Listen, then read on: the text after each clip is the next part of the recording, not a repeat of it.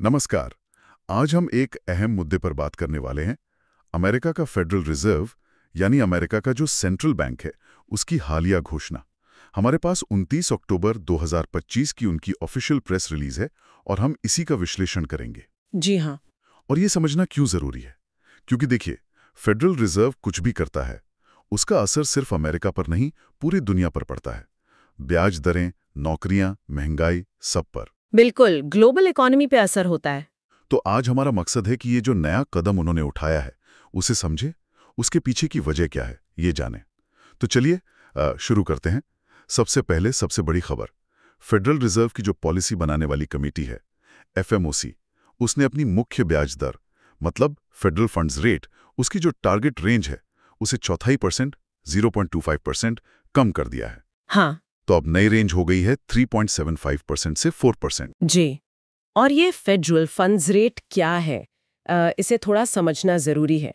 आसान भाषा में कहें तो ये वो रेट है जिस पर अमेरिका में बैंक एक दूसरे को ओवरनाइट, मतलब एक रात के लिए पैसा उधार देते हैं। अच्छा। तो फेडरल रिजर्व इस रेट को टारगेट करके ही, मतलब पूरी अर्थव्यवस्था में पैसे की लागत पर असर डालने की कोशिश करता है। और दर घटाने का मतलब आमतौर पर होता है कि अर्थव्यवस्था को थोड़ी रफ्तार देना चाहते हैं, या फिर कोई आर्थिक जोखिम दिख रहा है तो उसके जवाब में ये कदम उठाया जाता है। तो यहाँ दिलचस्प यही है कि उन्होंने ये अभी क्यों किया। बिल्कुल, यही सवाल है। तो फेडरल रिजर्व क्या देख रहा है, मतलब क्या चल रहा है वहाँ की अर्थव्यवस्था में। प्रेस रिलीज में लिखा है कि इकोनॉमिक एक्सपेंशन जो है वो मॉडरेट है, मतलब ठीक ठाक रफ्तार से बढ़ रही है। लेकिन नौकरियों के बढ़ने की जो गति है वो इस साल धीमी हुई है। बेरोजगारी दर वैसे तो कम है, पर अगस्त तक थोड़ी बढ़ी थी, और हाल के इंडिकेटर्स भी कुछ वैसा ही इशारा कर रहे हैं। हाँ। और महंगाई, वो साल की शुरुआत से बढ़ी तो है और अभी भी उनके लक्ष्य से कुछ ज्यादा है, मतलब समवॉट एलिवेटेड। यहीं पर बात थोड़ी पेचीदा हो जाती है ना। महंगाई ज्यादा, फिर भी दर कम कर दी। हाँ बिल्कुल, और यहीं पर फेडरल रिजर्व के जो दो मुख्य लक्ष्य हैं, जिसे ड्यूअल मैंडेट कहते हैं, वो सामने आते हैं। अच्छा। पहला लक्ष्य है कि ज्यादा से ज्यादा लोगों को रोजगार मिले, मैक्सिमम एम्प्लॉयमेंट, और दूसरा है कि महंगाई दर लंबे समय में 2% के आसपास रहे।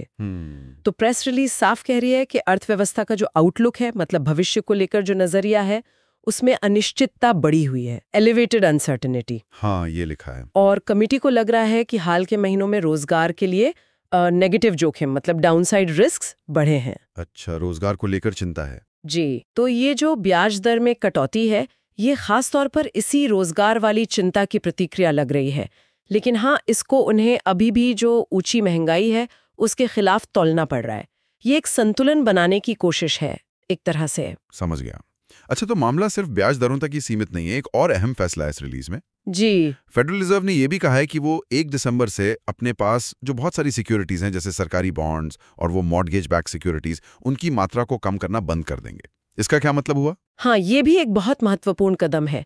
देखिए, जब फेडरल रिजर्व अपनी खरीदी हुई सिक्योरिटीज, मतलब बॉन्ड्स वगैरह की होल्डिंग कम करता है, तो उसे कहते हैं क्वांटिटेटिव टाइटनिंग, यानी क्यूटी। क्यूटी, हाँ सुना है। इससे होता क्या है कि आमतौर पर बाजार में लिक्विडिटी, मतलब पैसे की उपलब्धता, कम होती है और उधार लेना महंगा हो जाता है।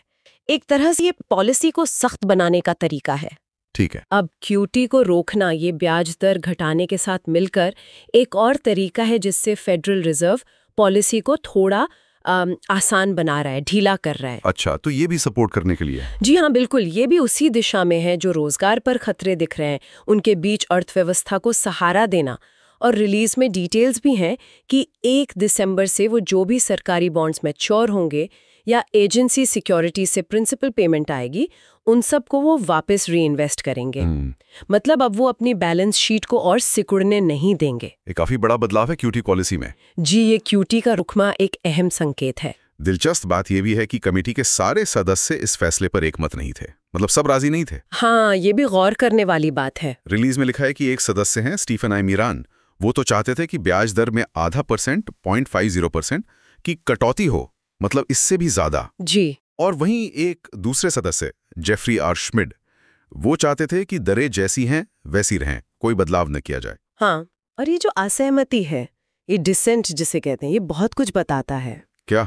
ये दिखाता है कि फेडरल रिजर्व कमेटी के अंदर भी, मतलब अर्थव्यवस्था की हालत कैसी है और आगे क्या जोखिम है, इसको लेकर पक्की राय नहीं है, अनिश्चितता है। जैसा कि रिलीज में भी कहा है, आउटलुक अनिश्चित है। तो शायद कुछ सदस्य रोजगार के जोखिमों को लेकर ज्यादा ही चिंतित थे, इसलिए वो बड़ी कटौती चाहते थे। जैसे मिरान। हाँ, और दूसरे सदस्य जैसे श्मिद, वो शायद अभी भी ऊंची महंगाई को ही बड़ा खतरा मान रहे थे, इसलिए वो कोई बदलाव नहीं चाहते थे। सही। तो ये दिखाता है कि पॉलिसी बनाना कितना मुश्किल काम है, खासकर जब आंकड़े मिले जुले आ रहे हों। और ये जो अंदरूनी मतभेद है, ये आगे चलकर बाजार की अनिश्चितता को शायद और बढ़ा सकता है। बिल्कुल। अच्छा, रिलीज में ये भी बताया गया है कि वो इस नई ब्याज दर के लक्ष्य को लागू कैसे करेंगे। जाहिर है इसके लिए कुछ टेक्निकल चीजें होती होंगी। जी हाँ, उनके पास कई टूल्स होते हैं। फेडरल रिजर्व ये पक्का करता है कि बाजार में जो असल ब्याज दरें हैं वो उनकी तय की हुई रेंज के अंदर ही रहें। कैसे? इसके लिए वो कई दरों को एडजस्ट करते हैं। जैसे बैंक अपने रिजर्व्स फेडरल रिजर्व के पास रखते हैं, उस पर उन्हें कितना ब्याज मिलेगा वो दर, या फिर बैंक सीधे फेडरल रिजर्व से उधार लेते हैं उसकी दर, और रोज के जो ओपन मार्केट ऑपरेशंस होते हैं, रेपो, रिवर्स रेपो, उनकी दरें। अच्छा। तो रिलीज में बताया गया है कि इन सभी सहायक दरों को नई टारगेट रेंज, जो अब 3.75% से 4% है, उसके हिसाब से एडजस्ट कर दिया गया है। लेकिन इन तकनीकी बारीकियों से ज्यादा अहम बात है उनका भविष्य को लेकर दिया गया बयान। हाँ, वो हमेशा अहम होता है। क्या कहा है उन्होंने? उन्होंने जोर देकर कहा है कि वो आगे आने वाले आंकड़ों को और अर्थव्यवस्था का मिजाज कैसे बदल रहा है और जोखिमों का संतुलन क्या है, इन सबको बहुत सावधानी से देखेंगे। Carefully assess. और वो अपने दोनों लक्ष्यों, मतलब ज्यादा से ज्यादा रोजगार और 2% महंगाई, इनको हासिल करने के लिए कमिटेड है, प्रतिबद्ध हैं। और अगर जरूरत पड़ी तो? हाँ, उन्होंने ये भी साफ किया है कि अगर आगे चलकर ऐसे जोखिम दिखते हैं जो उनके लक्ष्यों को हासिल करने में रुकावट बन सकते हैं, तो वो अपनी पॉलिसी का रुख बदलने के लिए तैयार रहेंगे, prepare to adjust the stance of monetary policy as appropriate. अच्छा। और इस आकलन में वो कई चीजों पर नजर रखेंगे। लेबर मार्केट कैसा चल रहा है, महंगाई का दबाव कैसा है, लोगों की महंगाई को लेकर उम्मीदें क्या हैं, और देश विदेश में फाइनेंशियल कंडीशन कैसी हैं। तो इसका सीधा मतलब है कि ये कोई आखिरी फैसला नहीं है, ये एक लगातार चलने वाली प्रक्रिया है।